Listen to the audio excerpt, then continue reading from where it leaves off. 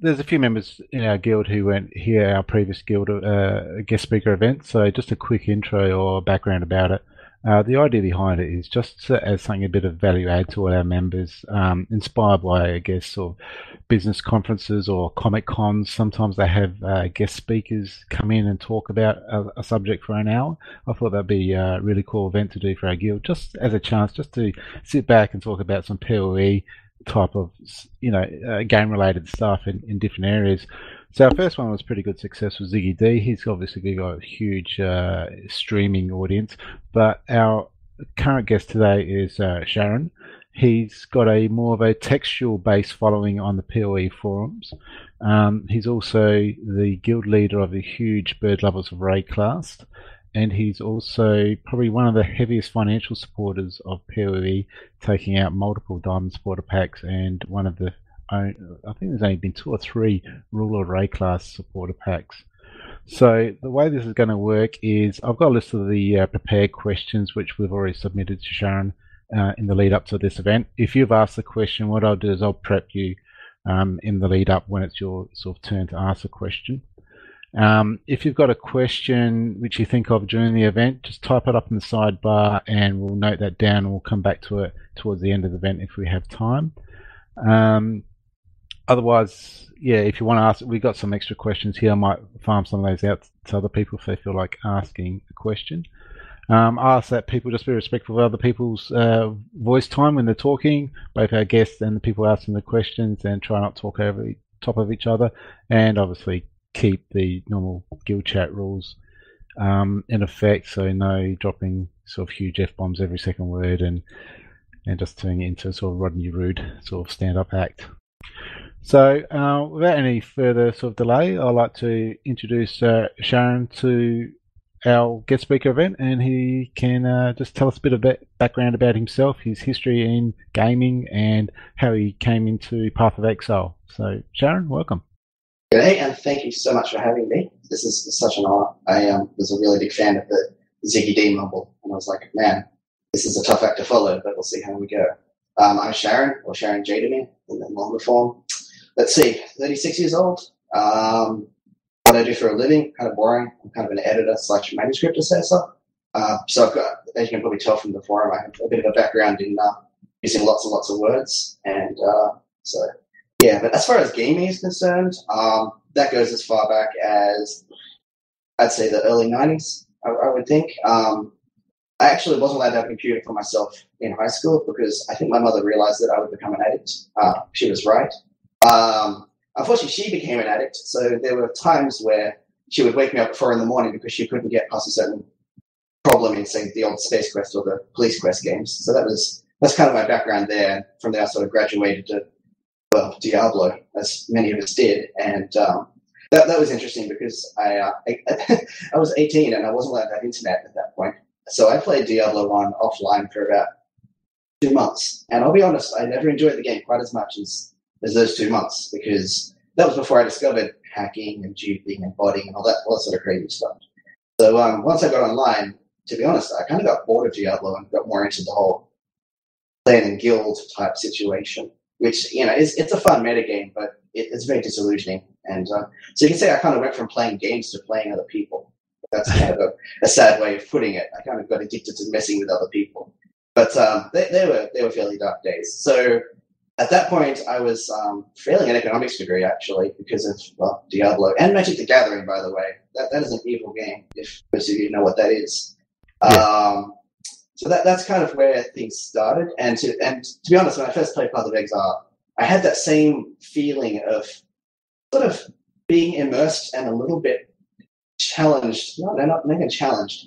Punished, as I felt when I first played Diablo 1. When you first stepped to that first dungeon, you heard those drums, and suddenly you were dead. It was great. I loved that. And the same thing happened in Path of Exile. I think Hillop killed me the first time I played. I was just like, this is cool. This is great. So progressing forward, yeah, Diablo 2, I played that. A couple of MMOs, ran some guilds in those as well. Took some time off gaming to go back to university, get my creative writing degree, honors, PhD, that sort of thing. And that was sort of, I was sort of really getting into Diablo 3. Not the game itself, but the concept of it. So I was like, this is going to be awesome. We saw that first 20-minute video, and you were like, this is going to be it. It's finally coming back. So I was in the closed beta, and I played it for about 40 hours in a week. I just hammered through it, and I was in love with it. And then they announced the skill change system, where originally the runes were supposed to drop, and you could configure your skills on the fly, and it was brilliant. It was so amazing. And then they changed it to a linear progression. And I was like, nah, I'm out of here. And it's kind of funny because the whole auction house thing, I could overlook that because the skill system was so brilliant. Anyway, I was disillusioned, so I was trolling through some boards, and I saw someone talk about this Poe thing. I'm like, okay. And they hated it. They're like, it was slow, it's sluggish. And I'm like, I'm willing to give that a look. So that's when I saw the WTF is video by Total Biscuit. And I was in love. I'm like, these guys from New Zealand are doing precisely what Diablo 3 couldn't do. And that just blew me away. Anyway, at that point, you couldn't buy your way into the beta. It was all about the key ticker.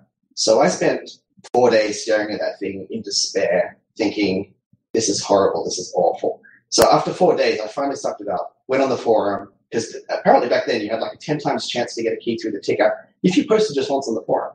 So I went on the forum, and I was like, okay, I obviously have to get in and mix it up a bit here. So I went on the forum. I did almost a begging on one of those key giveaways, and the guy gave me a key. And I was like, that's awesome. And then my second post was, well, now that I'm here, I don't have to post here anymore. Well, that didn't quite turn out, did it? Because here I am, like 15,000 posts later. So that was a bit of a lie on my behalf. So whenabouts was that? Whenabouts was that, Charan? When did I first find Path of Exile? Get your beta key. When did you first? I think it was around about March 22nd or 23rd in 2012. So I felt I came late to it, but not as late as some, and certainly not as early as others. But it was still in that period where you could go into global chat in the closed beta and see maybe 50 people, and one of them would be Chris.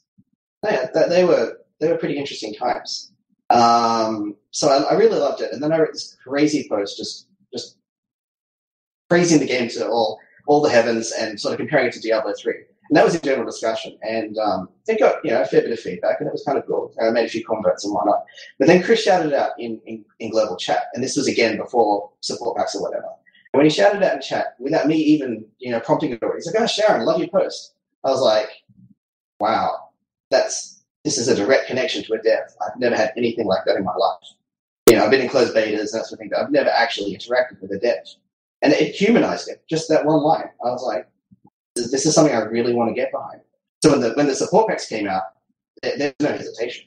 I was like, this game must exist. I must do whatever I can to make sure that happens.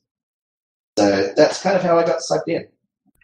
Awesome. That's I think a few of us can share similar type of feelings with the interaction with the developers. So it's great hearing that background.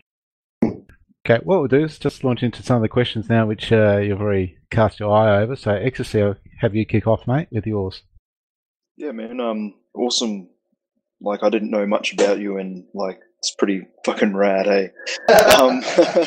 Cheers. In your opinion, what is the best endgame class / build with unlimited currency, and why do you think that is? Oh man, this is such a good question because I'm notorious for being like a low-level player. My first unique was a level 7 sword that pissed so many people off because they're like, did you really waste $1,000 making a low-level sword? I'm like, yeah, I like it. I want to use it. I'm not ever going to get to high level, so too bad. Unfortunately, I'm kind of reaching high level now because I finally found a build that I can enjoy beyond, say, level 40 or 50. And it's an arc build. So this is kind of weird because obviously arc is like one of the most underperforming skills out there, and I do not even vaguely disagree with that. It's a pretty bad skill. I mean, us Aussies, we love underdogs. We like to take the long shot. So, if I had unlimited currency right now, I would make a power charge based arc build with dual void batteries, and whatever else I get my hands on. That's so crazy. It's interesting because as I built through it, like I'm just building it now, and I'm broke. Okay, I may have ruler Wraeclast stuff, but in game, I am one poor mofo. I am really broke. I just keep spending all my currency on myself because I'm a gamer. I'm not a trader. I just don't play to trade. At any rate, I could never ever get a void battery, and it kind of pissed me off because I'm level low 70s, and void battery is required 68, and it's gated behind level 75 content, and I'm like, that's not cool, guys. At any rate, it's like 35 plus exalt of each, so I'll never get one or two. But I calculated because I am a power charge based arc critical build. with 2 void batteries, that's a lot of damage in cast speed. I reckon I could make art work if I had those 2. I really do. Awesome. All right, Shamo, I've just sent you a question there on behalf of Puke, who's currently AFK, so maybe you want to tee off of that one, mate? Yeah, I can do that. He has asked, what was the inspiration behind your uniques, the Goddess Bound and the Goddess Scound? How many others and how far along are they? Oh boy, this is semi-embarrassing and semi-egotistical because all right. So when GG announced the design a unique thing, that really tipped the scales. So I was like, oh, I can actually influence this game for a relatively small amount of money. If you think about the impact you can have on this game, that was a bargain. It really was. And I'm like I said, I'm fairly arrogant about certain things, so I wanted to leave my mark on the game. So I drew the inspiration from things I've written. Charan's a character I've written extensively on, and the goddesses as well. So yeah, she's kind of an in-game interpretation of stuff I've written about. Originally, when she was called Takua Kakuhuru, which took a week to name, by the way, I took ages really trying to figure it out, and that means Demon Slayer, roughly, in Karui. When she was originally called that, there weren't plans to create follow-ups. I was like, okay, I've got a little sword here. If you fight in a race, you're going to kick butt. It's a great Twinkie sword. But then I think what happened was I wanted just to support more. So I just bought a few more diamond packs without really having much in mind. I was kind of addicted to it because, supporting it's a rush. It really is. You just feel amazing when you can say, I've helped with this game. I helped with this amazing, brilliant creation. So I was sitting on a few design packs for a while, and then recipes were being discussed, sort of behind the scenes a bit. Me and Chris would talk about it here and there. And I was like, okay. Oh, I must admit, I semi-stole this idea. I can't say who I stole it from because it might still be in the game, but there were items being designed by diamond users that would do what my sword does. In other words, you would sell that item plus certain other things, and it would give back a different version. I don't know if it went in or not, but when I had the idea, I talked to that designer, and I said, do you mind if I use it for my sword? And he said, no, it's no problems. So really, the Goddess Bound was renamed because at that point I'd already decided I'd have 2 more swords. The Goddess Scorned and the Goddess Unleashed. Now, the progression of them is roughly 20 levels, and they're supposed to last about 20 levels each. That's kind of my aim, even though the Goddess Bound, if you build it right, you can go into the 40s using that thing really easily. So that's the idea behind it. So when I decided I could do 3 versions of the one sword, that really allowed me to evolve her personality and to sort of move through this concept of a love that a weapon might have for its wielder. So the Goddess Bound is all about making things easy. Once you get that thing, if you found that thing at level 7, the next 10 levels are a breeze. You just rip through things. But the Goddess Scorned is when you've sort of been with her a bit too long, and she's getting a bit bored of you, and she just wants to burn things. So the Goddess Scorned is all about setting the world on fire, and that's precisely what she does. The Goddess Unleashed, well, now stuff is a spoiler, so I hope this is okay, but the Goddess Unleashed is what she takes over. You're going to lose certain freedoms once you equip her. So it's kind of like surrendering to her power. She cost me 2 diamonds. And I can tell you now that's because you will have voice samples. The only other thing I can say about her is that hopefully she will have something about her that makes the whole one-handed, two-handed thing quite a chore, a little less so, and might have to do with 6 links. So that's kind of what I can say right now about the 3 swords. Awesome. Cool. Cool. Thank you for the heads up. Okay, Dave. So it's definitely fantastic that you contributed so much to the game and got all these diamond packs and made these various uniques with a bit of symmetry going on. I think that's a beautiful thing. Something that I do recall is that you were one of the few people in the game that just before the end of maybe during open beta, you got one of the Ruler of Wraeclast packs, which was an amazing thing in itself, and I'm quite sure at the time I thought no one's going to be buying this. But I believe at the conclusion there were perhaps 3 to 4 people that bought the package. What I'd like to know is, if you're able to, are you able to discuss the monster you've perhaps created? And also how your model might be going, because I believe they're making a physical representation to gift to you as well. Yeah, no worries. I'd like to talk about that a bit, actually. I knew about the ruler pack before it came out. So, in case it's not obvious at this point, me and Chris do talk quite a bit. We are friends beyond the game as a result of meetings. So, I do have certain confidentialities, etc. Also, through the forum moderation, we got to know each other. So he told me it was coming, and I said, "You are insane. No one's going to do that. That's a car. You're nuts." But he just smiled and dealt with it. And he knew I would do it because it's a challenge. So there are 4 rulers, by the way. There's me. There's another fellow who probably doesn't want to be named. There's Sonto, who fairly recently went ruler. And then there's the official. I'm not sure if people knew about him or not, but he hasn't been back because he didn't really need to keep the pack, but couldn't get a refund. So that was interesting. There's a story that the GG might tell one day, but might not. Either way, I'm probably the only ruler at the moment actively working on a monster, from what I can tell. So how many people do we have in here at the moment? 16 people. Yeah. 16 people. Guys, thanks for tuning in. And here's a little reward. It's a drop bear.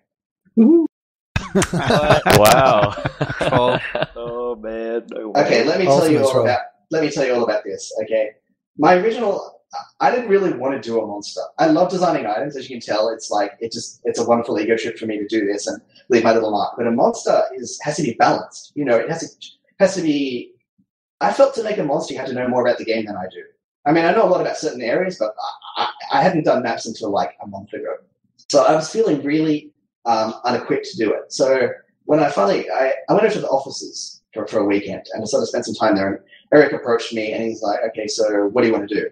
And I'm like, "Well, maybe we could do this thing in the prison and sort of buff up the prison somehow because I find it kind of boring. We can have like these sort of mutations that Chevron was working on. It had all this lore, all this lore in mind. It was really cool, but it was clearly beyond realistic.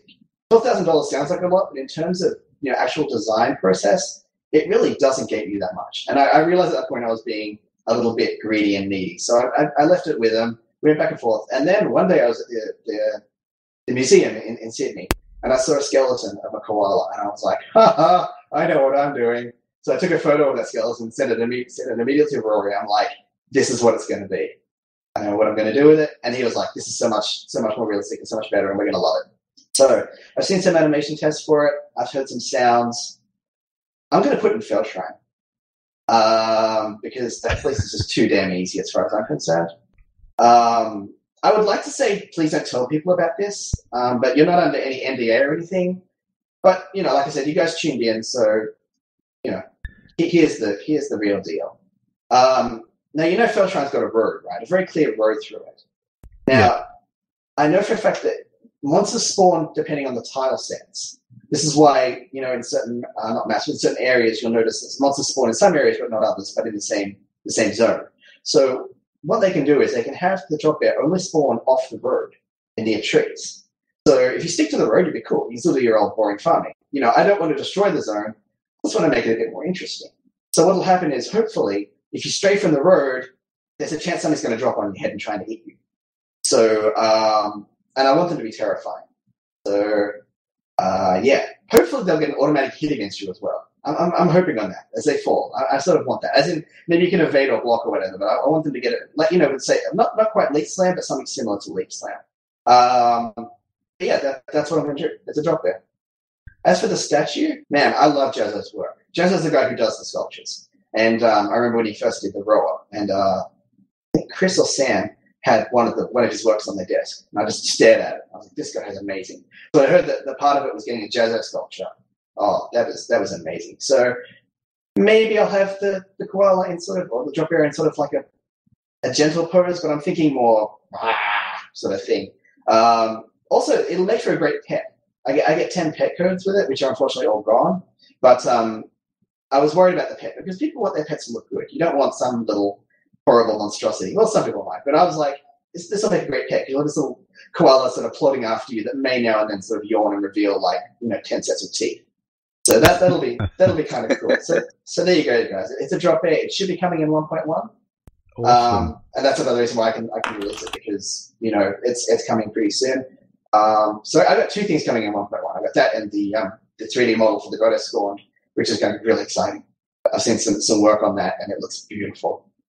Fire and all sorts of good stuff.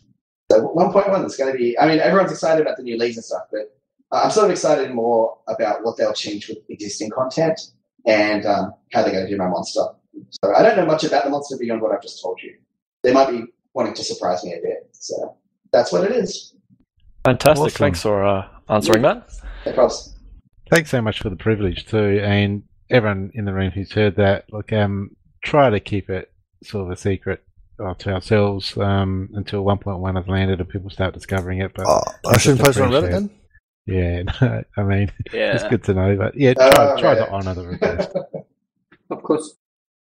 Okay, my turn to launch into a question here. Let me just find one of. So I'm moving away from some of the creative stuff now. One of the other roles is sort of heavy user of the forums. So, what are some of the most memorable topics or posts you can recall from the forums? Is there any that really stick out as either being funny or interesting, or just a sensational meltdown by someone? Is there anything you can just call off a few incidents or anything like that? There's been so many. I mean, I've already mentioned the thread that I did when I first started that blew up. It was like 150 pages by the time. I think it's hit like 55,000 views now. I'm actually really proud of it. Of all the posts I've done, I'm still most proud of my very first one that was serious, because everything after that has just been sort of, in a way, me chasing my own tail. But regarding other people, I thought I'm not really a big fan of the threads that get into like 200 plus pages, because you just can't keep up with them. Yeah. But on the other hand, they're indicative of very strong topics. Like I remember when we had loot allocation. That was massive. That was such a blow up. And I just stayed away from it because I play solo all the time, so it didn't really bother me too much. As far as meltdowns are concerned, we've had some doozies. We really have. I mean, this is more back to back when I was moderating, so I sort of deal with this sort of thing. But to be honest, the most common thing you'll see is when an Uber fanboy, if I can use that sort of term, understanding that the opposite is Uber troll, sort of falls off the wagon, gets jaded, and does this amazing 180 where they just become evil, absolutely evil, and just excuse the language, but they just shitpost all over the place. And it's sad to see that, because you can tell that they once loved this game and something went wrong. And I've seen it happen dozens of times now. So I can't really single out any particular one in that regard. But if you keep an eye on it, you probably know some names. If I said, certain people, they used to love it and now they clearly don't love it, but they can't let go. And that's my biggest gripe. It's like, well, if you don't like the game, just piss off. Seriously, we got your feedback. It's clearly not for you. Just go away. But they won't, because it's a free-to-play forum, which means you're really hard to be banned from, because you'll just come back under another name. So, we've had some interesting bot attacks as well. Some people, when they didn't like being moderated, they would flood with bots. So that's the first time I actually came into direct contact with Samantha when I was moderating. So I'm like, this is above what we can handle. We've got to start really laying down some law here and dealing with this guy. He stuck around for about 2 weeks. That was quite nightmarish. Good threads. I really like anything that Russell posts in. He cracks me up so much. He's just a really funny guy. Even though I don't really like memes. I hate memes technically, but he's so good at diffusing situations. He still does it. There's like a 30-page thing about D3 and PoE at the moment. He just came into one picture, and I'm like, we did that 20 pages ago. He's just really good at that. Anything by Reese, that guy's smart. I kind of wish Reese wasn't as smart as he is as a coder, because he would make an awesome community manager. He's eloquent, he's funny, he's direct, and he's American, which might surprise some people, because they're not always well known for being that sort of subtle in their wit, as it were, or non-confrontational. But he's a really good guy. I remember when I went over there and we played a game called Cards Against Humanity. He was really good at it. I'll explain that game later if you guys want to know what it is. But what else on the forum? I really like the unique collection thread. I think it's brilliant. Is that Facelink? I believe Facelink did it originally, and Ignasol might have taken over. But I like it because, unlike a wiki, people can do this sort of ongoing commentary as new uniques are found. So it's kind of like watching treasure being dug up every patch. So I love that thread. That's about it.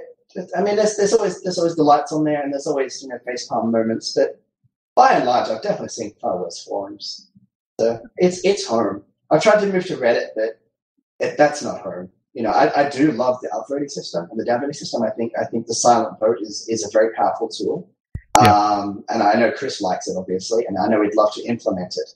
But something about the PoE forum, even though it's really badly designed because they had to build it from the ground up to allow for the item customization, how you can link your items and that sort of thing, they were sort of planning for the trade situation.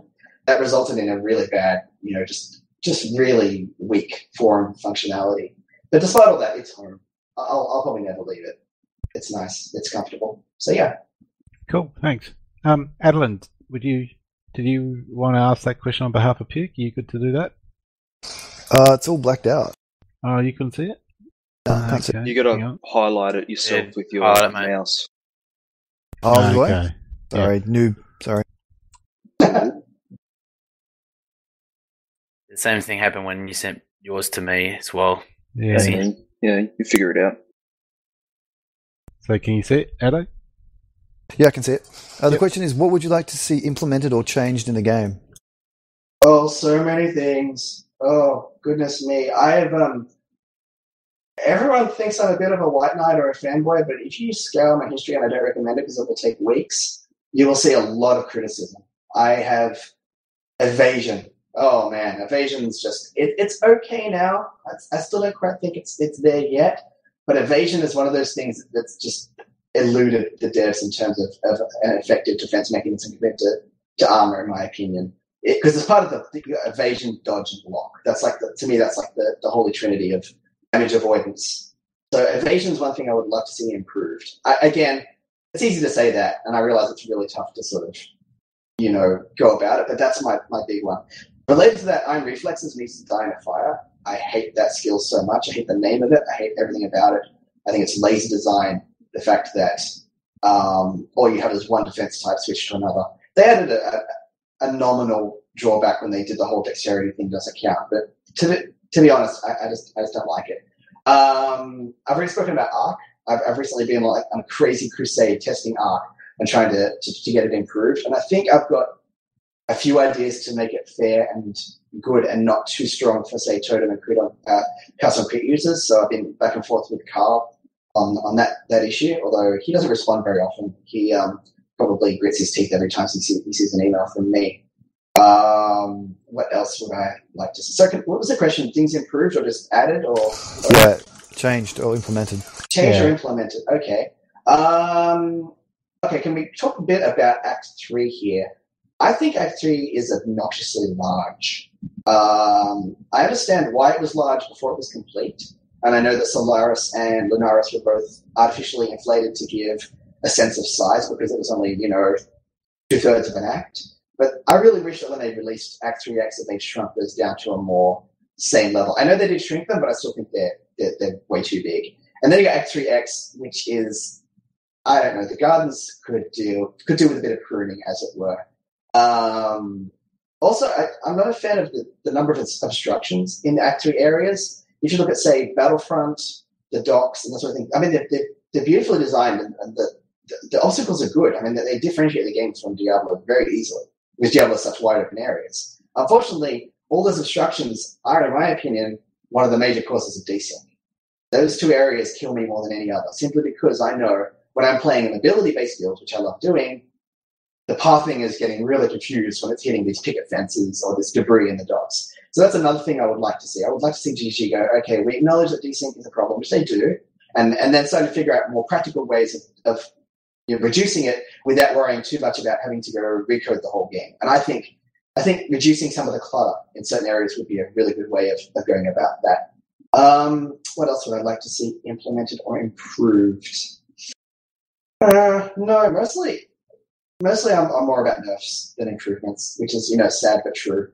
I'm more about seeing disparities and going, wait, that's too strong, rather than going, wait, that's too weak. So, do you want to expand into an example there?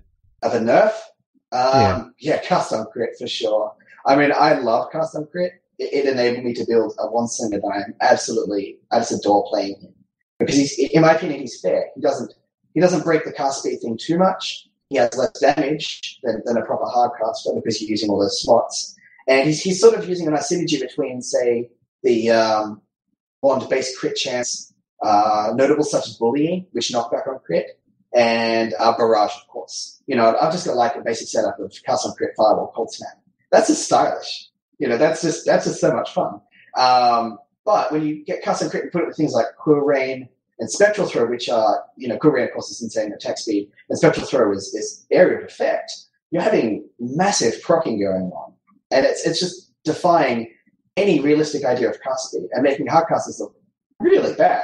I mean, they were already, kind of in the gutter, but Cast on Crit, I think the cooldown could be easily 100 milliseconds, not just 10 milliseconds. If you get 10 casts a second, and not just 10 casts of like the one spell, but, all spells linked to it, that's still quite impressive in my opinion compared to a hard caster who might maybe hit 4 casts a second, if you're lucky, maybe 5. So Cast on Crit, I think, could do with another look, and I think it will happen. Totems, I despise. I remember when totems were introduced, and I was like, okay, if I wanted to play tower defense, I would go play tower defense. This isn't really, to me, I respect people who play the style, but I dislike the fact that I sense some of the balance that has occurred since then has taken totem uses into account and made the game hard for those of us who don't use totems. Because often people tell me, why don't you use totems? You'll be able to get through. I'm like, because I don't want to. I don't enjoy them.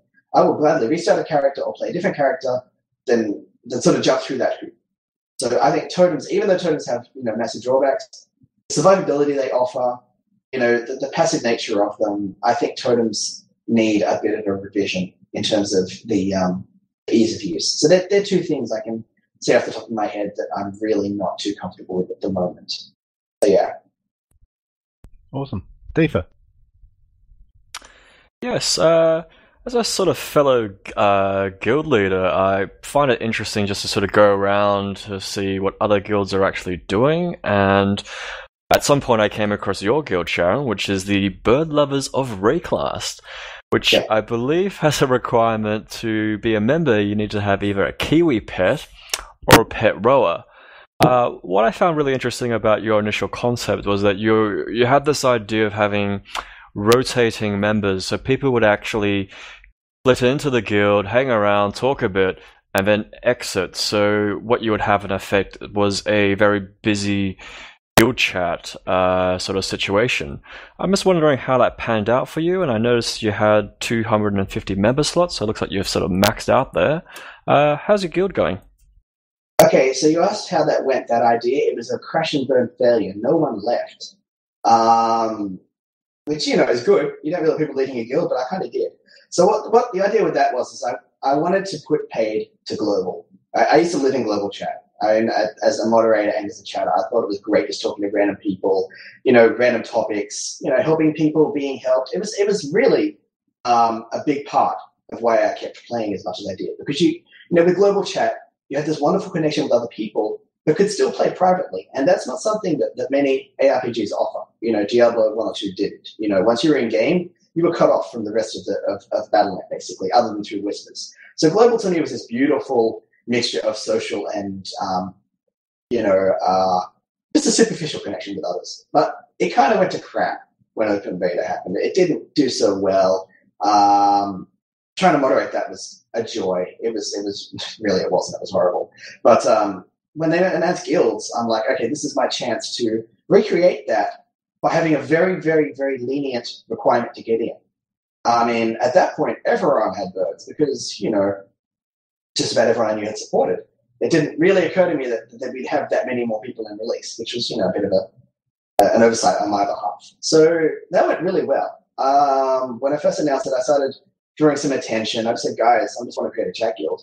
We're trying to rekindle that flame of global chat from the closed beta days and maybe the early open beta days. So there was a lot of response there, and it's not too hard to recruit when you're a forum junkie because you've already got, I want to say, a following, but you've got people who know you and were like, oh, okay, I suppose you're not too bad to hang out with. And I made clear we wouldn't have many rules. A chat guild really doesn't need too many rules. I didn't make people play with each other. They didn't play in certain leagues. They could come and go. Unfortunately, like I said, they didn't go. People just joined. It just exploded. And I'm pretty sure I had to go to Chris directly and complain that we need more because originally it was 200 members. And I think we hit 200 in 2 days, maybe less. I don't quite recall. It was ridiculous. So to Chris, you have to add more because I can't kick anyone because everyone's welcome, but I've got a waiting list of like 30 people. this is crazy. Please add more people. So when I added 250, I thought, okay, this is good. I can manage this. And then we hit 250 really quickly, and we had a waiting list of about 10 people. And I don't like waiting lists. I think a waiting list to get into a guild is lame. If I was on a waiting list to get into a guild, unless I were utterly infatuated with that guild, I'd just join another guild. I'd be like, no, it can't be worth it. And I don't recruit from other guilds because I'm not a poacher. So if people want to join my guild, they have to leave theirs first and say, I'm going to commit to your guild. I'm like, cool, no problems. So yeah, 250 people. But what I noticed is it was a bit of a fad. Everyone wanted to be in Charan's guild, I guess, because ruler, direct connection to DGG, no real requirements. So everyone joined. Unfortunately, this made for a lot of bloat. And I kept an eye on who was online, who wasn't online, and I was realizing we had a core maybe of about 50 to 60 people, which is still a pretty solid core in my opinion. Just watching the chat. So I was like, okay, that's it. One of my officers created a forum for us, which was interesting because that was when we actually became a guild and not just a chat. So that was when I said to guys, okay, we're a guild now, everyone. We're going to start having a few standards. You don't have to just have a bird to get in. You have to decide whether I want you in the guild or not. So basically what I said then was no longer is that the only requirement. I'm still going to look at your post history, etc., and sort of get a gauge if I want in the guild or not. Because, just because you can buy a bird doesn't mean you're not a bit of an asshole. So, we had some issues there where certain people had to be removed fairly quickly, even though they had a bird. So basically everyone was welcome, but it was very, very possible to outstay that welcome. Right, so we set up a forum, and I said to everyone, please join this forum.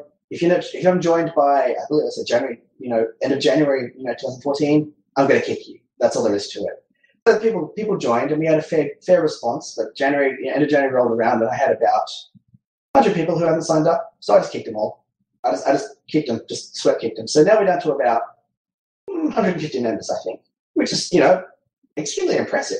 The other guilds I've run on like NNOs and other games have had maybe 10 to 15 people, and we've been on first name basis. So this whole crazy bloated chat-based mad constant chat guild is a new thing for me, but it's worked really well. I don't like some of my members, but I don't have to like them for them to be a good contribution to the overall chat. So sometimes I have to bite my tongue and not kick someone by impulse, even though they're being really, really annoying. I just okay, I'm just going to take your channel for a while. You guys can talk amongst yourselves. As the cliche goes, it takes different strokes and that sort of thing. So yeah, it's a really weird guild. I have 30 officers. Quite a few. They have access to the stash. When guilds first came out, I was like, well, I don't care about the stash. You all can just, free for all it. Unfortunately, that meant that people were raiding it like crazy and people were complaining. I'm like, okay, fine. Obviously, we have something a bit more regulated here. So I started to sort of name the tabs and officers could only access them and that sort of thing. So there has to be some regulation no matter how laissez-faire I keep it. But yeah, mostly I was just happy to fund it. We have a lot of stash tabs. A lot. And they're not cheap. But well, you did have some credits in the bank. Actually, and that's another thing. I don't accept donations from members because if you accept a donation from a member, they can't be kicked, and I think that's not cool. I mean, I understand that financially, but I don't want someone chipping in $2 and then turning into a complete dickhead, and then they're going, "Oh crap, we're stuck with this person for like months." So I don't accept donations unless I really, really know the person. So I just put about 2,000 points in, so about $200 just into the guild, and this was like, this is our fund, and we can do that for slash tabs and member tabs, member limit and that sort of thing. So that was good. One other thing I do want to mention about the guild that we did that was kind of awesome. One of our officers got hacked, and I watched it happen, and it was terrifying. What happened was he left the guild without a word. And I don't know if you know this guy, but Zandithus is a really cool guy. He does great item design, never loses his cool, just a top guy. So when he quit the guild without a word and started logging onto all his characters, I was really worried. He wasn't responding by whispers or anything. Turned out, yes, he'd been hacked. He'd lost all his stuff. So I was like, okay, guild, this ain't cool. Let's bring him back on his feet. So he created a tab just called Bring Zandithus Back into the Fold or something like that. I think it was just called Yay Zandithus or whatever. And people could just put stuff in it. And my God, he got so spoiled. He had more currency from donations than I've ever had in my life. People just chuck stuff in there, and I was so happy with it. So what we did from that is we decided that we would look at everyone's PoE join dates, and on that date, they would have a stash tab where other members could donate to them. We call it the bird day. So everyone has a birthday. So it's worked really well. People have just scored. Some people haven't been on for weeks, and I'm like, come get your stuff. There are Exalted Orbs waiting for you, dumbass. But whatever. So it's and that's kind of a quiet thing because that's not something I'm going to advertise because people are going to try and get in and get free stuff. It just warmed apart the fact that my guild just jumped at this and were like, yeah, this is a cool idea. So setting that up was a problem. I did learn how to use Google Calendar and stuff, but I've now integrated that into the guild forum, so we can now check that sort of thing and do announcements. So we just open a guild tab forum about a week in advance, and we say, date, happy birthday, and people can put stuff in. Unfortunately, we have multiple leagues. So that's when you have, say, 2 or 3 birthdays in one day, which we did with the open beta release, because people joined then, that got a bit messy. And that's another thing. When merge happens, I'm not going to be a happy camper. Our guild stash is going to look ridiculous, which is kind of why I stepped down for a little while. Someone else can handle that. So I did. I've been on well for the past couple of weeks. I haven't been able to get on very much. So one of my officers who's really into it, I'm like, dude, take over for a while. He's like, do you want it back at any point? I'm like, we'll see. I don't have to leave this guild to be a major part of it. It's not like we run raids or, I war with other guilds. It's loose enough that I can just sort of hang around, and I still have enough authority that if someone's being bad, I can say, hey, this person needs to be dealt with. So far, he's done a great job, a far better job than I ever could. So I feel my guild is in really good hands. So I feel blessed with Below. I really do. Great guild. That said, if Below didn't exist, I'd be in your guild. But I still recruiting for it. I'm like, if I didn't have a guild of my own for other purposes, I'd love to be in an all-Australian guild. Mostly for the ping, but also because we're Aussies. We tend to think alike in some ways. So, there wouldn't be too many disparities where, oh God, when they go on about guns in my chat and Americans start getting on about it, I just close my eyes and la. I can't handle that sort of thing. So I feel a full Australian guild would be a lot of fun and very satisfying. So that's my disclaimer. If I didn't have a guild, I'd be applying for yours. Oh, thanks. And now you've just set a pretty some expectations from our members by the looks. They're after their own happy birthday. I'm sorry, guys. Guys, if you've got birds, we might consider it. And that's another thing. The bird thing was mostly, let's face it, the bird thing was an elitist thing. That was me trying to keep out people who hadn't paid, therefore may not be that committed. So it was a not so subtle way of saying, yeah, you have to be at least somewhat into the game and supportive to be in the guild. But I do relax that if I meet someone who's really friggin' awesome. There's a couple built in the guild who don't have birds, and I said to the guild, this person's cool. We want them in the chat. They're an honorary member. And no one seems to have a problem with that. So, even though there is the whole thing, you must have a bird, if someone applies and I'm really impressed by their application, I'll chat with them and see how things go. Awesome. Yeah. Where are we up to next? Oh, that's right. I've lost track. I got a question here from one of our officers, Ministry, who's currently not online. I'll try and see if Freeney, are you available to ask that question? Or Adeline, do you want to ask that one? No, Mike with Freeney? Yeah, well, send it to me. I'll ask it. Where is it? Okay, it's in. I'll just post it again in the general chat. It's down the bottom there. Can you see that? Do you ever see yourself playing endgame more, say grinding mats to hit plus 90? No. I'm a big fan of like actual content. So to me, the game ends if you can be Dominus and Merciless at this point. I do like maps. I've run some low-level maps by myself and been horrified at how hard they can be, but they're a lot of fun, and I wish they were lower level. Some of you may have seen my rant about it that I posted where I said, GGG, you've come up with this awesome idea of maps, and then you've looked away for endgame content. You shouldn't have done that because that would be awesome to level with. No, I'm not really a big grindy player. I feel grind the moment I hit 60. So that's pretty wussy when you think about it, compared to what, some people have done 90 plus. I have played grindy games otherwise, like Lineage 2 I played for a while, but mostly I played it because it's pretty. I don't consider Path of Exile pretty enough that I would grind through it that much. So no, I'd rather have lots of low-level characters that satisfy different angles of the game for me than to actually devote to one character and get into the upper 90s. That said, if content goes there, then I'll happily go there because I've got a feeling it won't be quite as grindy. I don't think that, given that the highest level map is it 79, 78 at the moment? I'm not sure. 78. The highest level map is 78. And typically you're not really supposed to play in an area 4 or so levels above it. I would see the game ending, even regardless of my personal preferences, I would see the game ending around about level 85 at the moment. I would not play past that point just because after that point, you're really into the realm of massive diminishing returns. So that you could spend, a week grinding a level, or I could spend a week playing other characters and come up with new ideas. So no, I could never see myself grinding into the 90 plus, but I could definitely see myself getting into 90 plus if the game itself went there through acts and actual content rather than repurposed content for you more grindy-minded players.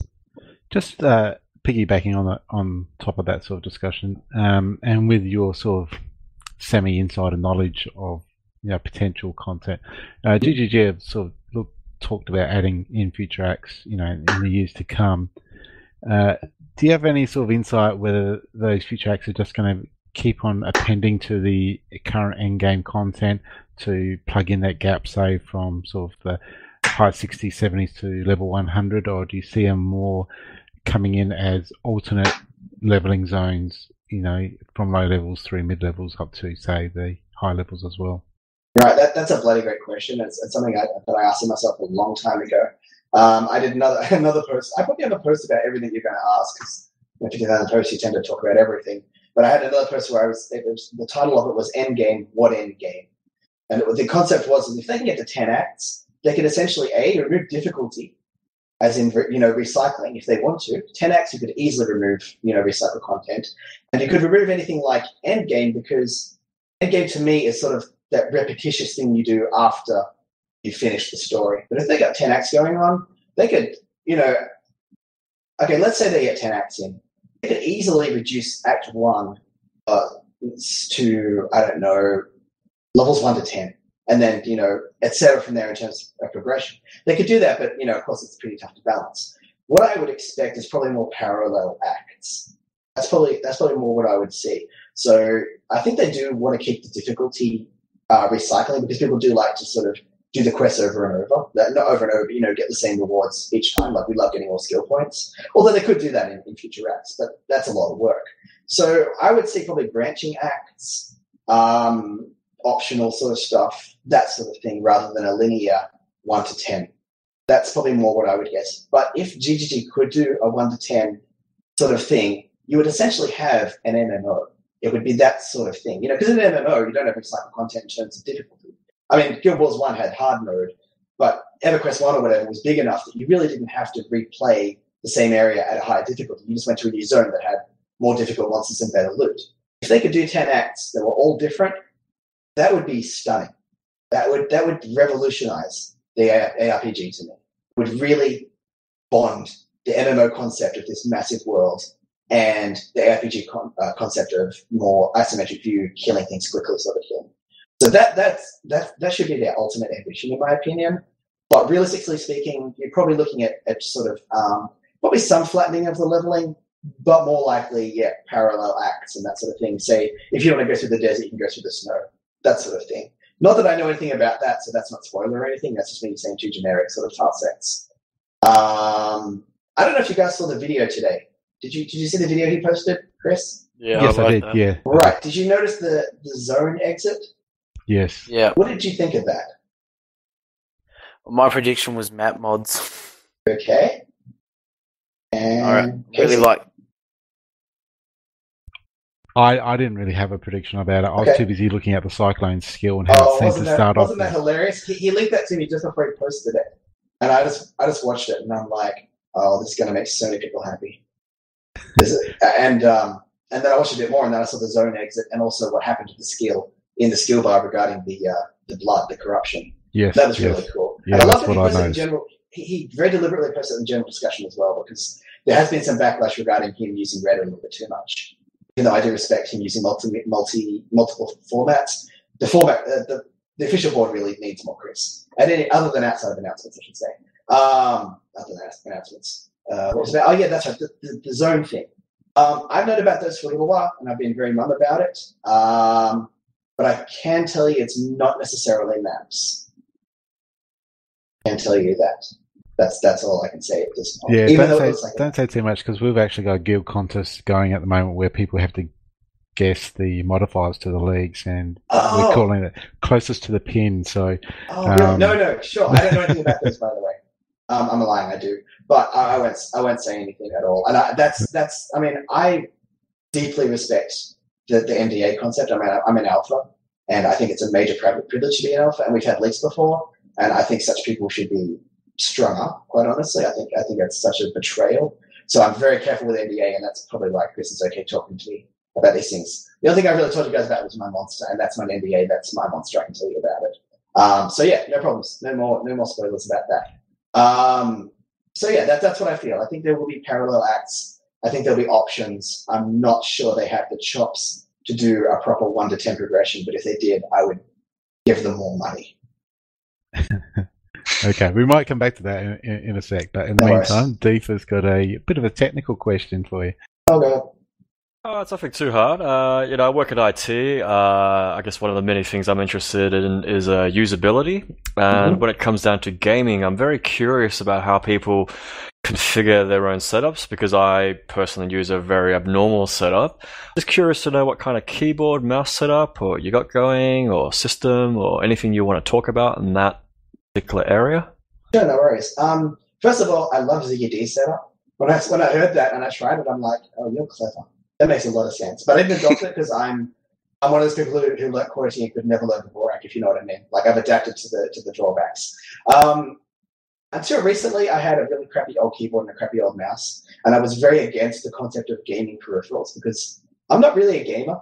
I love Path of Exile, but I don't play much else. So I didn't really want to go there. But then my keyboard died, and I'm like, screw it. So I got, the Razer stuff and the glowy keyboard and the mouse with more buttons than a shirt. And I was like, okay, fair enough. Let's learn how to do this. So I use the basic setup as it is, and the mouse. I just have the skills on the skills and potions on the sort of that thummy area on the side of the mouse where you've got 12 little buttons. I don't use them very often, but they're there. I'm more of an adaptive person than to make things adapt to me. So yeah, I just use the basic setup, despite the fact that it does give you cramps before too long. So yeah, I'm probably not devoted enough a gamer to actually figure out my own configuration. I'm sort of lazy, but by the same token, a little masochistic. So pretty basic stuff. But I do have the tools. Oh, I do have an OS macro. I finally made one of those the other day because I got this fancy keyboard now. So I was like, oh, okay, fine, I'll do it. Also come to the OS macro, and it's changed my life. It really has. I'm sad to admit it because I know you're not supposed to use it too much because it does create strain on the server. But it's changed the way I play. I do love my little OS macro, which I hit with my pinky finger every 10 seconds or whatever. So that's about as technical as I get. Okay. We are starting to run short on time, so I'm looking just to try to condense a few. I can stick around longer if you guys are fine, by the way. Yeah, we'll see how we go, and other people might have other commitments, but yeah, we'll try to get a bulk of these done. So I'm going to merge a few questions into one here. It's relating to the past PAX event, which was held by GGG or a fan meetup with GGG in Melbourne last year at PAX, and the one coming up this year. So the two questions combined are, what was the PAX event like and meeting up with GGG last year? Any highlights? And are you yourself attending PAX this year? And are you aware if GGG are definitely going to do another meetup for PAX this year? Okay. Yes, I was at the first one.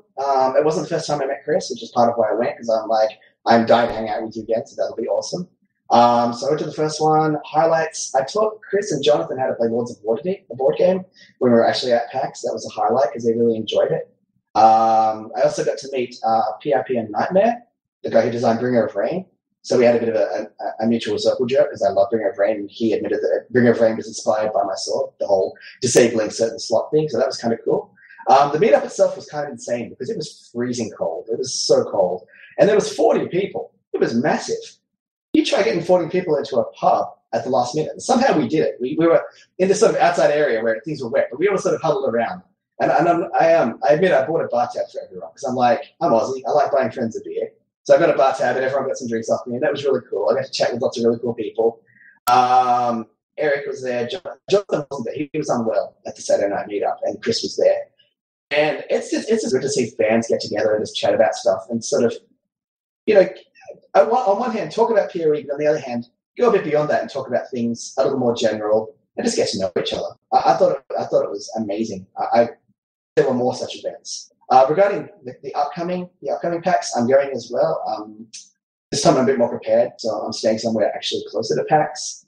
I do believe that Chris will be going. I don't know if they'll have an official presence or not, but he will be there, and I'm not sure if there'll be a meetup or not, but it would surprise me if not.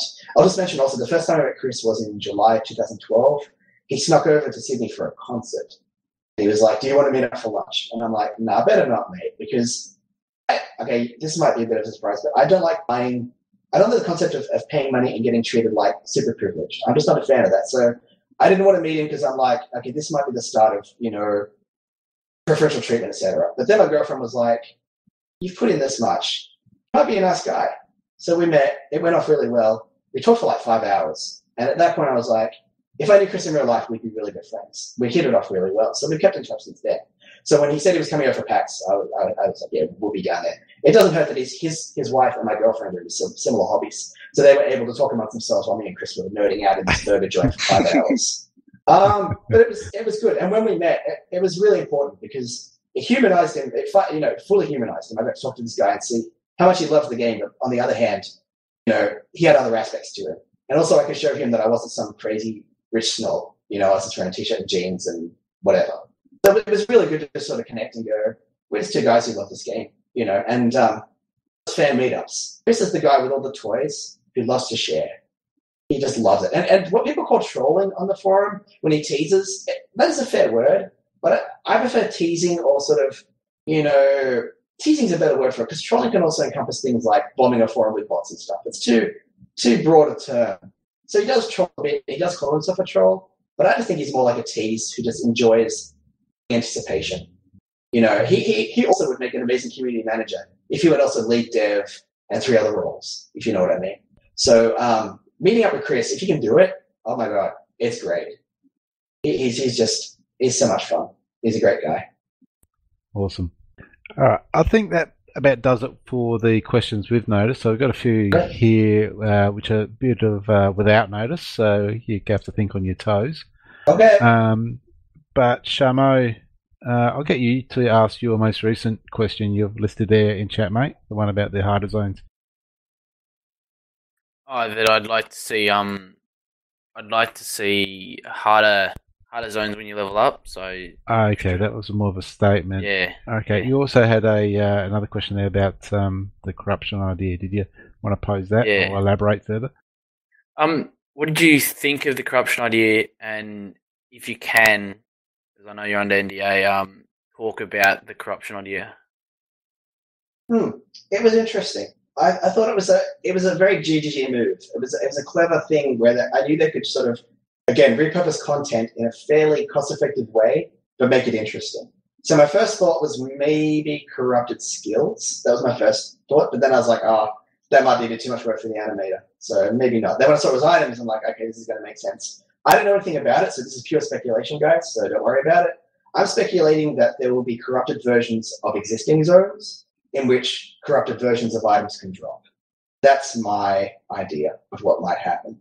I haven't drilled Chris about it because I generally don't like spoilers myself. Like, he occasionally tells me things maybe a day in advance, but for the most part, I love to be surprised. I love teasers. I love that sort of thing. The anticipation is brilliant. So I don't know. Honestly, I think there's a lot of room to move.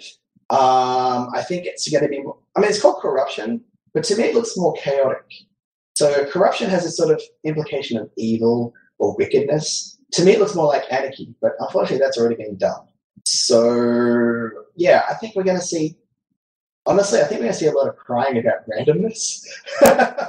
People are going to be a little upset about maybe some of the randomness of it. Just this, I'm so used to this item and now it's going and doing this weird thing. Why is that? Take the Blackheart ring, for example, where, it's normally an iron ring and now it's a custody ring from memory. That's just weird. So I think there'll be some tears about these changes to items. But we'll see how it goes. But that is my suspicion, that we'll have corrupted versions of existing areas where things have gone a little awry. Cool. Okay, this one's come from a few different people, and it was sort of listed in amongst the questions with notice and without notice, and it's to do with the rule of Wraeclast Pact. A few people have asked, one of the ways I asked that was, what bandit rewards have you taken in life that have allowed you to drop so much, cash into the game? Myself as a diamond supporter, I outlaid some cash, and even with that amount of cash, I had to sort of get it cleared by my financial controller and justify sort of my expense in the game. And I go down to sort of the dollar per hour type of justification. Mm-hmm. So if you feel comfortable answering it or not, how did you go? Where are we with the funds in purchasing the Royal Wraeclast pack, or what's your justification? How do you justify dropping so much coin into a computer game like this? It's a good question. I get it a lot, and I really enjoy answering it because I love making up bullshit answers. It's so much fun. Ideal drugs is one of my favorite ones. I'm a massive pimp is another one. Truth be known, it was right time, right place, as these things often are. I have a background in writing, so clearly I'm not making buku bucks quite yet. What happened was, quite simply, is something happened in the family where my folks split up, and we all got a certain share of this small fortune that my father had been amassing and didn't tell anyone about. So that was interesting. And this was like maybe 6 years ago or so. So I didn't know, as I was growing up, that I was a child of privilege. I've had a full-time job since 18. Not full-time, but, I've had work actually since I was 13. So my first job when I was 13, and I've been employed until fairly recently, almost consistently that whole time, except when I was in America where I couldn't work because I was, not there to work. I was just there as a visitor. At any rate, so there was a small thing in my family. Things split up. I invested most of it, so don't worry, I'm not starving or anything. And I kept a certain amount of money just on the side for things that might come up, and what can I say? Supporting GGG is addictive, man. It is an addiction because they're such great people. They're great. I mean, they're great. I think I was like 2 or 3 times diamond supporter when I met Chris. And after that meeting, I was like, oh, he's getting more out of me. This guy's playing it right. He's playing the moral card, which is a gamble. Free to play / non-pay to win, big gamble. He's relying on people like me. People who can say, I love Diablo 2. If I could have at the time somehow supported it, if it needed it, I would have. But he's recaptured Diablo 1 / Diablo 2. He's done it in a fair amount of goodwill. He funded the game himself. Like the founders pretty much put in their own livelihoods for years. That's ballsy. And I felt like, not so much rewarding that, but answering it, saying, yes, this is, you posed the question, was it worth it? And I'm here to say, absolutely, it was worth it. So I said before the ruler thing, I would, I told him he was insane and no one would do it. He knew I would. And it was funny because it had to be a bank transfer because it was that much money. But yeah, how do I justify it? Just the game deserves to exist, man. That's all there is to it. If this game died tomorrow, at least I would know I've done my very best to make sure this game's been as good as it can be. These things aren't cheap. It's just not. So you do what you can. Right time, right place, like I said. That said, I'm glad there's no support packs coming up at the moment because I really probably couldn't afford them. And as for the financial control thing, my significant other received a $4,000 sewing machine at the time, so that was kind of a bribe. I'm like, here, honey, have this. Because she wanted to get to fashion design, and she's very talented. So I'm like, okay, you can have this. She didn't mind because it is, our money. So she doesn't get on my back and say, oh, you're blowing on something in a video game, because she knows there are more expensive hobbies out there. And she's kind of glad I don't have a hardcore drug habit, because it often happens when people come into that much money, they kind of go off the rails, They don't know what to do with it. Whereas I was like, bang, invest most of it and keep a relatively small amount for personal purposes. So even though, yes, 24 grand is ridiculous and insane, I'd like to believe if you guys could do it and not be starving and, it didn't break your bank or whatever, you probably would. I'd like to believe that. Because the game is amazing. It really is. Yeah. Awesome. Thanks for sharing. Okay. No, what I'll do, that's end of the questions without notice, but what I will quickly do is just throw open to the room. If anyone's got any other questions or topics they'd like to ask, feel free to just one at a time shout them out to Charan. Hey, Kerry, welcome. Hello. Charan, you got a favorite Keystone passive? Oh, I do. Acrobatics. I was a big crusader for acrobatics. I was like, this is a really cool keystone. And when they finally buffed it, I was really happy. That's what my favorite keystone in concept is acrobatics. Probably my most used keystone is Eldritch Battery, because I play Shadow almost exclusively just because he's awesome. But he has mana issues. He has to crawl his way out to Eldritch Battery and take advantage of that. I've already expressed my dislike for iron reflexes. I like the old Avatar of Fire. As broken as it was, I loved the old Avatar of Fire, where just all your damage was fire. I mean, it often got a score and then we got Fire Freak. But yeah, acrobatics slash whatever it's called, phase acrobatics. I like those. Oh, and Ondar's Guile slash arrow dodging is probably the best keystone. It's brilliant. It's out of the way, so it's a bit of a drawback. But double evasion against range attacks, man, that is a game changer. Awesome. What about Might Over Matter? Do you think that's a bit OP? I haven't tried Might Over Matter because it's down in the Duelist. I shouldn't I? But when I saw it, and I'm a big fan of Vimbalesco. He and I used to talk a lot back when he was on a lot more. And he's brilliant. He's a genuinely brilliant guy. So I was reading his writing about Might Over Matter and what he thinks about it, and I concur that it is possibly the new CI. On the other hand, it recalled the glory days of Energy Shield on Diablo 2, so I thought that was quite cool. I can't say whether it's balanced or not, because like I said, I haven't used it, but at a glance, I thought it was a really good concept.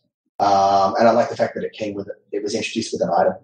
I think diamond designers who are skilled enough to create an item plus a keystone that goes with it are a cut above the rest of us. Like, say, Zandithus again, he invented blind. That was brilliant. Moonsorrow, not the best one in the world, but the blind mechanic, amazing. And the Ghost also came into the keystone. So when someone can have that much impact in the game, I'm very impressed. Awesome. Anyone else got any other questions or topics for Charan before we wrap up?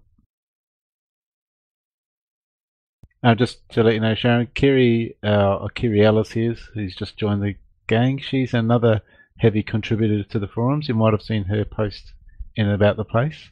What name is it, sorry? Kiri Ellis. Yes, I have. Yeah. Oh, wow. Yeah, you go, some recognition. You're known amongst the forum circles, Kerry. Shock and horror. We're just all Aussies. We're all just people. I had a quick question. I guess if you look at all the characters and all the monsters you fight during the game, I think over the whole thing, one of my favorites would have to be the Val fight at the end of Act 2. I think that's rather iconic for me, particularly early on when I was learning the game and trying to beat him at hardcore and things like that. I was wondering if you had a favorite character depicted through the game lore or in the game itself? A favorite monster, you're saying? Yeah, or anyone in the game lore, like the history. I believe someone actually went out and grabbed all the lore and then put it on the Path of Exile wiki and kind of made a history, which was fantastic. It's actually pretty good reading. Yeah, they did. Yeah, the history of Wraeclast pages. That's very good. I'll tell you what would be even better if someone went through the library at the moment and got all the lore out of that. That would be epic. Someone at Alpha did it. I don't know if I'll be allowed to copy it over or not, but someone at Alpha actually went through all the library lore and put it together. Someone may have done it already, but that is good reading. As for favorite character or monster, you know what? I really like the Devourers. They're so mean. I love them. They remind me of StarCraft, the old lurkers that would stay underground and then just sort of rip through you unseen. So I like them as a monster. I agree with you about the Veil, the Val fight. I think it's the best boss in the game by far. It's a beautiful balance of telegraphing and punishment. Dominus, man, I feel like they should go back to Acts 1 and 2 and build Dominus up more. At the moment, to me, Piety is still the end boss. Yeah. She's still the uber bitch that you want to kill. When you get to Lunaris 3 and you see what she's done to things and to people, you're like, this bitch gotta go. this bitch has to die. You get Dominus, and you're like, oh, okay, so you're the guy puppet mastering. Okay, so glad that you've been waiting for me at the top of the tower all this time. Yay. So, Dominus, not a fan. Hate the Dominus fight with a passion. When I first tried it on Alpha, I had no idea what was going on. They didn't tell us. There was blood everywhere. I was dead. That was it. I should also mention that when I was over at the offices, I saw Mark II, Neon Spider, testing Dominus. And when he first faced him, he died in like the first stream of lightning spirits. He just died. And to see Mark II die is a privilege. That guy is a monster. He is just amazing at the game. So when he died straight off, I just laughed. I'm like, okay, that's clearly going to have to be retuned. But no, it wasn't. It's still that hard. So I'm a bit baffled at the whole Dominus thing. I think he needs to be retuned a little bit for us less than amazing players. But yeah, Devourer. I love the Devourer, and obviously I love the Shadow. In terms of lore characters, man, I don't know. Atzir is fascinating. Malachi is probably the most fascinating to me. I can't even decide if he's a good guy or a bad guy at this point. I think he was just a bit of a he was obsessed with his craft. And Malagara, very interesting as well. With the whole love affair with Rowler, who then became Philitis, and Deirdre's what I take to be almost jealousy. Oh, Deirdre sounds awesome as well. The flavor text on Deirdre's damning, I believe, is something about the gaping void where her mouth should have been. That's just beautiful and horrifying. So yeah, I do love looking at unique items and gleaning lore from it and getting a feel for these characters that may or may not return at some point.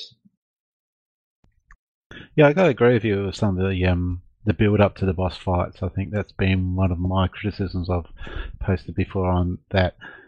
Party is really the only boss encounter where you have this sort of slow build up relationship with throughout the course of your storyline. The other bosses, Mervale, you get a little bit of flavour leading up to it. Act 2 I found a bit dispersed because you're all across the map, and then all of a sudden you're fighting the boss at the top of a pyramid without really knowing what was coming. So I guess you're going into it blind, but there's no real build up into that boss encounter either. Party have obviously the lead in, and then Domus is a bit as a side test, if you like, without much build up either. Although I can comment on that. Did you notice that one of the new teaser screenshots is in the mud flats? I'm very glad that GGG know how to go back and retcon, as it were, earlier content. So I have full faith they're going to actually start fleshing things out, not just by adding more at the end, but by going back and going, okay, how can we make the earlier stuff fit more with the later stuff? And that's part of why I love that this game is so dynamic. Will we be fishing? So frequently. I am so over the fishing joke. You have no idea how over it I am. I'm just like, whatever. That's Monster Munch's thing. If you want to know about that, you can go talk to him. He just won't shut up about it. And he introduced fishing rods, which is fun, but I have no idea. I'm not interested. I think it's run its course. So when they introduce it, I'll just roll my eyes and go, okay, fair enough. But I'm not big into it. Awesome. Any other questions? Do you actually think they're going to introduce fishing? Do I think they will? I hope they don't, but I think they will. I thought it was just going to stay as some sort of in-joke and just run its course and die off. In-jokes have a bad tendency of sort of, again, outstaying their welcome and becoming memes and that sort of thing. I sort of hope Chris just keeps it as a running joke, but we'll see. I mean, if you compare it to Blizzard, they would implement it in a heartbeat. They would milk it so hard, just like they did with like Windy Show or whatever it was called. They love sort of building these things up and then putting them in and going, ha, joke's on you, we actually did it. Whereas I'm sort of hoping Chris has got integrity enough that if he does implement it, it'll be a lot more subtle than just fishing for items. And is there a secret role level? Have we discovered all the tile sets? Do you know if that's... I have no idea, but I hope they don't go there either. That to me is a little too much aping the whole Blizzard Diablo legacy. I think Path of Exile stands on its own without that sort of Is there an actual use for the Royal Feathers that you know of? Chris told me they way just back. a test item? No, way back when he told me the purpose of them, like at the first meeting, he gets a sort of little grin on his face. He's like, do you want to know what it is? And I'm like, all right, you can tell me. So he told me what it was, and I thought it was hilarious, but totally beyond all practicality. And he hasn't done what he said it would do, so I've got a feeling he was probably maybe fooling me as well. So who knows? I know that they're not. While they have ideas and stuff, GG definitely does things on the fly sometimes. So it wouldn't surprise me if they've changed the purpose since then, or if they're just going to make it up as they go. I mean, they're certainly on the path to creating things properly, but some things they definitely do sort of semi-last minute because it's a good idea or because something pops up. So there is a purpose to them. I knew the original purpose. I don't know anymore. Okay. Would you know if there's going to be a release for the Mac at all for PoE? I have no idea there. I know that there's been a lot of involvement with forum users trying to get work on the Mac, but I don't know if there's going to be official Mac support. On a related note, I am fairly sure there's going to be language support in other languages. Not that that really pertains to us, but it's still a pretty big deal in my opinion. But in terms of other platforms, I can't speak to that. No. Well, maybe next time when you're chatting to Chris, mention it for me. You want me to talk to Chris about it? I absolutely can. Yeah, that'd be tops. No worries. Yeah, I still don't know why you're going to go and buy a new Mac, mate. All right. Well, I think that pretty much concludes the event for tonight. So I'd just like to give a big shout out and thank you to Charan for taking time. Yeah, thanks, Charan. You know, especially he hasn't been too well, as he said. So thanks so much for joining us and contributing and answering the questions and just sharing your experiences throughout Path of Exile with us all. Yeah, no problems. I mean, like I said, when I first heard the Ziggy D, I'm like, I cannot possibly follow this act. This guy's got thousands of followers and he's brilliant. But I love answering these questions and I've had a ball. I really have. Just a quick shout out, if any of you Australians are going to Soundwaves this weekend, please have a great time for me because I can't go and I'm going to be really sad about that. So if you're going to the big music festival that's happening, have a great time for me, please. Would be if I was still living in a capital city, mate. Oh, okay, fair enough. We've got quite a few sort of written thank yous coming up in our post here. I know you haven't got the screen in front of you. Thanks, guys. So there's a few thank yous being written. So anything else you want to know from us? You're welcome to hang out in chat for as long as you want, mate. We'll probably just people shoot off and do their own thing, but you're welcome to hang out. Yeah, no, I got time. I'm lying back on my bed. And yeah, no, I would just be watching a house marathon right now, so this is superior to that. I don't tell my girlfriend because she's really enjoying it. No, not much else. Like I said, I've had a really great time. It's just been very natural talking to you guys. Like I said, it's also because we're all Aussies, so I don't have the same issue I had in other things where people have different accents, and I feel like, oh, I don't want to be racist, but I can understand what you're saying right now. So it's that's been wonderful. And to people who are leaving now, just want to say if you have any questions at all, I'm never more than a PM away. And I just love communicating with people. There was a time where I almost became community manager for you guys. Like if I could move to New Zealand, I probably would be. So I would definitely be communicating with people more and on a more formal bastard level because I can be a bit of a bastard on there sometimes. So yeah, I'm never more than a PM away if you want to talk about anything at all. Awesome. Thanks, mate. Yeah, thank you, Charan, and thanks to Kaysee for organising this. It's really great. And Yeah. Charan, just obviously you've got our Mumble details now, so anytime you feel like farming or grinding or leveling, or you need a rush from a fellow Aussie on the Australian Gateway, you're more than welcome to come back and hang with us. Thanks. I really appreciate it. Oh, and I should also mention that even though my guild is a chat guild, we have some really good players. So if you ever want to play with them, I recommend them. We have a 7-star dude that I'm really happy with. I mean, I don't like him that much as a person because he's like a gamer and we sometimes clash, but he's a great gamer and I admire him completely. So yeah, if you see any blue people around, hit them up for a game because, I mean, admittedly the ping might suck because they're all over the place. But if in future they have like guild alliances and stuff, I would love to hook up with you guys and do more formal things. I really would. Yeah. Well, I mean, if in the future they do some PvP guild versus guild, we might hit up for some friendly combat fighting. Oh, that would be glorious. Everyone could have my ear. I just want to mention this. When Cutthroat was first introduced, my first kill was Chris. I just want to mention that. We saw him sitting in the mud flats, and we're like, that's it, he has to die. So yes, I think we were one of the first people to kill Chris. And I still lament that I don't have his ear. But there you go. Okay. Well, that wraps it up. Yep. We'll just just officially cut it off now and we'll stop recording, and you're welcome to hang out, and people, you're welcome to keep chatting about PoE, but we just really loved the chance to talk about PoE, the favourite game we all like. So thanks again. Absolutely.